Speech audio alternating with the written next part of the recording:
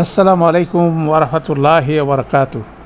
আলহামদুলিল্লাহি রাব্বিল আলামিন ওয়াসসালাতু ওয়াসসালামু আলা আশরাফিল আমবিয়াই মুরসালিন নবিয়িনা মুহাম্মদ ওয়া আলা আলিহি ওয়া সাহবিহি আজমাইন। রব্বি ইশরাহ লি সাদরি ওয়া ইয়াসসির লি আমরি ওয়াহলুল উকদাতাম মিন লিসানি ইয়াফকাহু কাওলি। আলহামদুলিল্লাহ। আমরা সূরা আলে ইমরানের আজকে 52 নম্বর আয়াত থেকে অল্প 60 নম্বর আয়াত পর্যন্ত আমরা মূলত একটা শর্ট সেশনে এই বিষয়টা আলোচনা করব ইনশাল্লাহ। তো আমরা শুরু করে দেই। এটা 52 শুরু হয়েছে ফালাম্মা আহসা ঈসা মিনহুমুল কুফরা ক্বালা মান আনসারি ইলাল্লাহ ক্বালা আল হাওয়ারিয়ুনা নাহনু আনসারুল্লাহ আমান্না বিল্লাহ ওয়াশহাদ বিআন্না মুসলিমুন।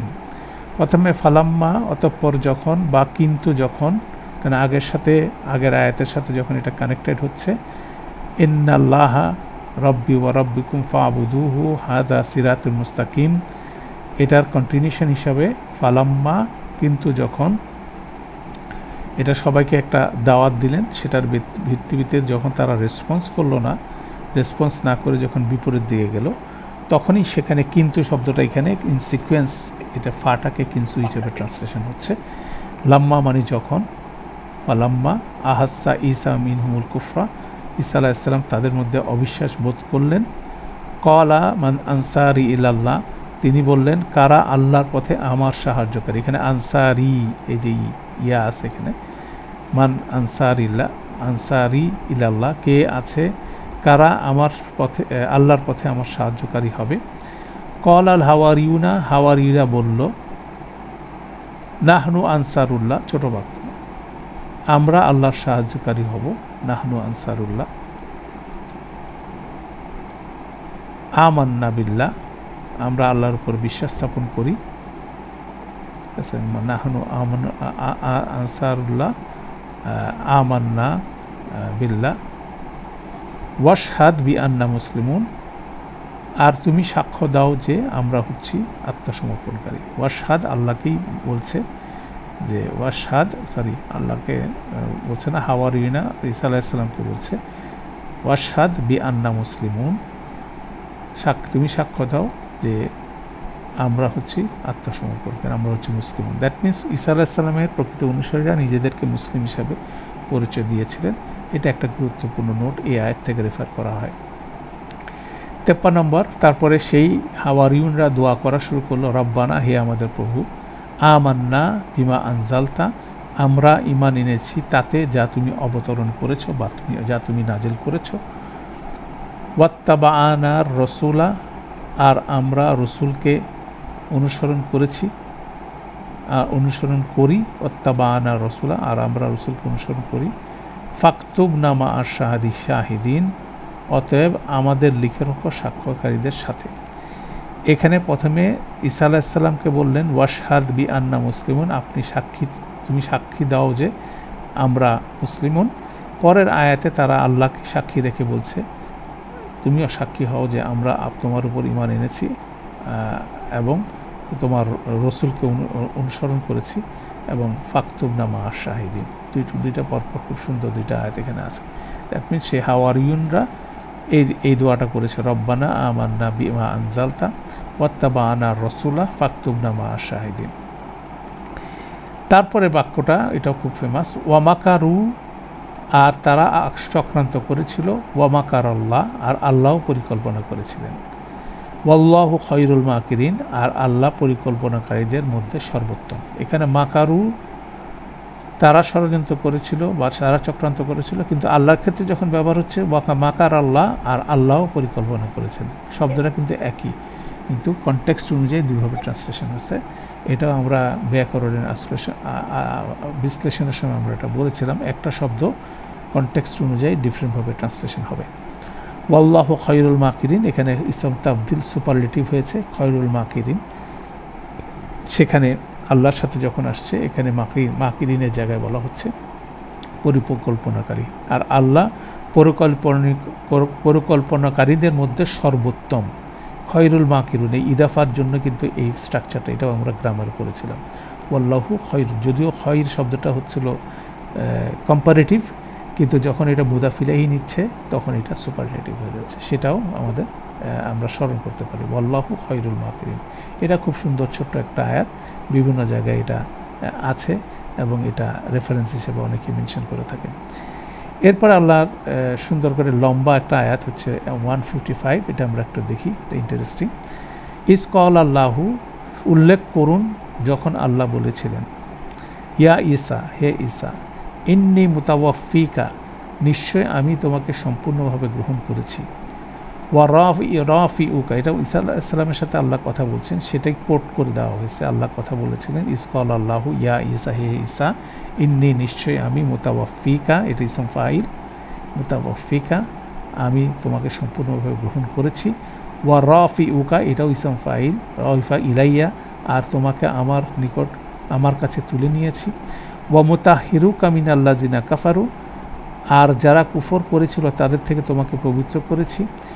ওয়া জাইলুল্লাযিনা তাবাউকা ফাওকাল্লাযিনা কাফারু ইলা ইয়াউমিল কিয়ামা, এবং যারা তোমার অনুসরণ করবে তাদেরকে পুনরুত্থান দিনের ঠিক আগে যারা কুফর করেছিল তাদের উপর স্থাপন করব।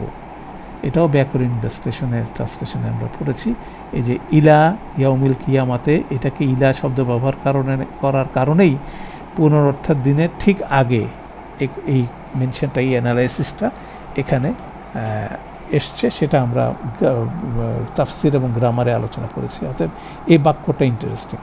তো এখানে দেখেন ইসম ফাইল হিসাবে মুতাওয়াফিকা, রাফিউকা, মুতাহিরুকা, জাইলুল্লাযিনা তাবাউকা, ফাওকাল্লাযিনা কাফারু, এখানে সবগুলো ইসম ফাইল হিসাবে আসছে। দ্যাট মিনস নিশ্চিতভাবে এই জিনিসগুলো ঘটতে যাচ্ছে, সেই ইসম ফাইল ব্যবহারের গ্রামার থেকে এটা বলতে পারেন।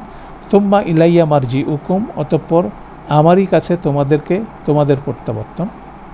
সুম্মা ইলাইয়া মারজিউকুম, এ মারজিউকুম এখানে ছিল তোমাদের প্রত্যাবর্তন, রজা থেকে আসছে, মারজিউ এটা জরফ, সুম্মা ইলাইয়া মারজিউ এটা এখানে মুদাফ হিসাবে আসছে।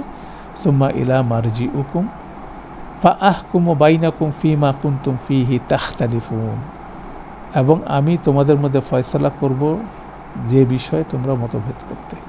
ফাআহকুমু, আমি ফয়সালা করব, বাইনাকুম তোমাদের মধ্যে, ফীমা কুনতুম ফীহি তাখতালিফুন, যে বিষয়ে তোমরা মতভেদ করতে সেই বিষয়ে আমি তোমাদের মধ্যে ফয়সালা করে দেব কিয়ামতের দিন। এখানে বাইয়ানের একটা সুন্দর ট্রান্সলেশন আছে, এটা আবার মেনশন করি।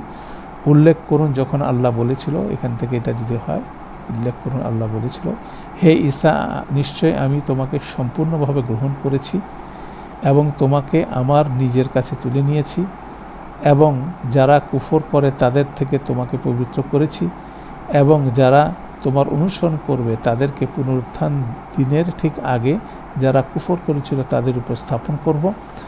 অতঃপর আমারই কাছে তোমাদের প্রত্যাবর্তন, এবং আমি তোমাদের মধ্যে ফয়সালা করব যে বিষয়ে তোমরা মতভেদ করতে। এটা খুব সুন্দর ওয়েতে এটা ট্রান্সলেশন হয়েছে। এই আয়াতটা খুব প্রোফাউন্ড আয়াত।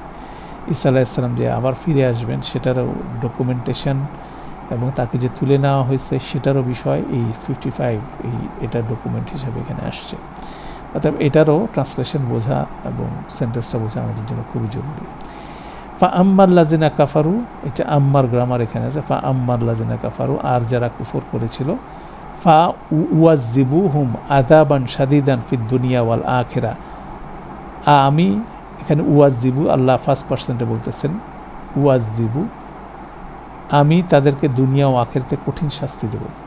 এই আম্মার লাজিনা কাফারু মানে এই যে ঈসা আলাইহিস সালাম যখন আবার ফিরে আসবেন তখন তাকে যারা অস্বীকার করবে তাদের ব্যাপারে বলা হচ্ছে বলেই মুফাসসিরদের মত হচ্ছে এটা। ফা আম্মার লাজি, অতঃপর আম্মার লাজিনা কাফারু, যারা এটা অস্বীকার করবে, ফা উয়াজ্জিবুহুম আযাবান শাদীদান ফিদ দুনিয়া ওয়াল আখিরা, আমি তাদেরকে দুনিয়া এবং আখিরাতে শাস্তি দেব। ওয়ামা লাহুম মিন নাসিরিন, এবং তাদের কোনো সাহায্যকারী থাকবে না। এই ফ্রেজটাও কিন্তু বারবার কোরআন মজিদে এই সূরা বাকারার আলী ইমরানের মধ্যে এই ফ্রেজটা বারবার এসছে, সেটা আপনি দেখবেন। ওয়ামা লাহুম মিন নাসিরিন, ওয়ামা লাহুম মিন নাসিরিন, বেশ কয়েকবার এটা এসছে। অতএব তাদের কোনো সাহায্যকারী থাকবে না, এটাও একটা ইন্টারেস্টিং ফ্রেজ আপনি এই সূরাতে বারবার পাবেন।